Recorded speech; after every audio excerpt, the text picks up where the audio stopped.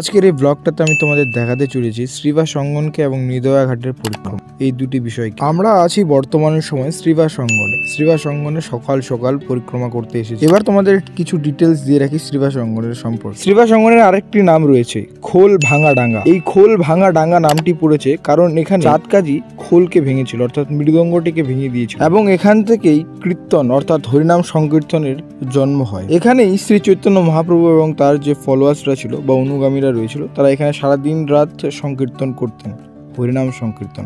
আমরা আছি বর্তমান সময় শ্রীবাস অঙ্গন, এবং এই জন্যই এটা হচ্ছে একটা ইম্পর্টেন্ট প্লেস কৃষ্ণ ডিভোটিদের জন্য। এই জন্যই কিন্তু এই জায়গাটা ভিড় থাকে সর্বদাই।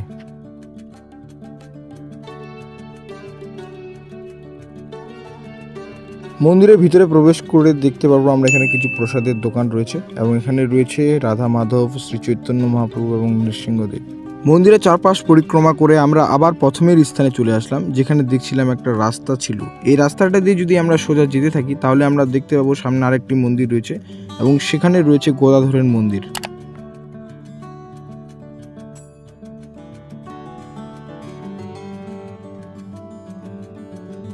এই গদাধর মন্দিরেও কিন্তু প্রচুর পরিমাণে ভিড় থাকে সর্বদাই, এবং এটাও হলো একটি পার্ট এই শ্রীবাস অঙ্গনেরই।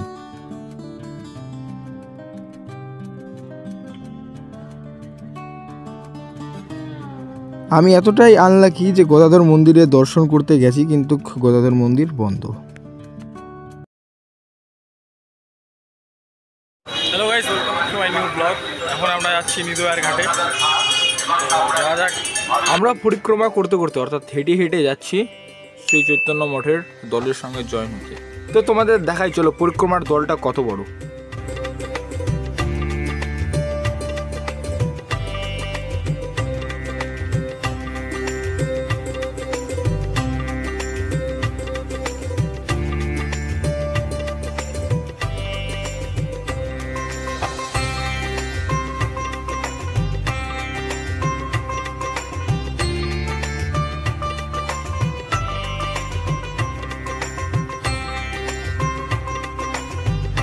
এখানে যে আমরা সকলে মিলে পরিক্রমা করি, এর প্রায় যে মোট জনসংখ্যা বা মোট যে ভক্তর সংখ্যা প্রায় 20,000-এরও বেশি হবে।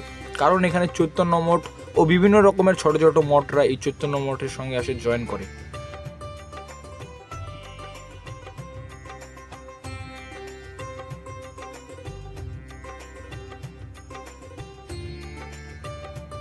তো গাইস, ফাইনালি আমরা চলে আসছি নিদয়ার ঘাটে।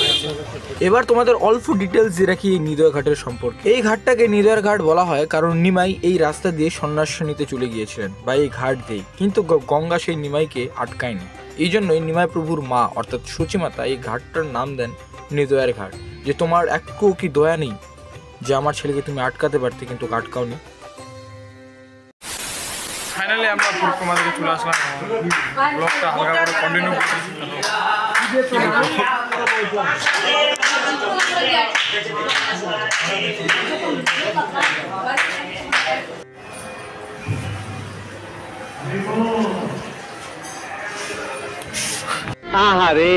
যখন আমি আছি মন্দিরে পরিক্রমা করে চলে আসলাম, বাট এখানে যে সাউন্ডের প্রবলেম তোমরা বুঝতে পারছো, এই জন্য এখানে ব্লগ কন্টিনিউ করা যাবে না।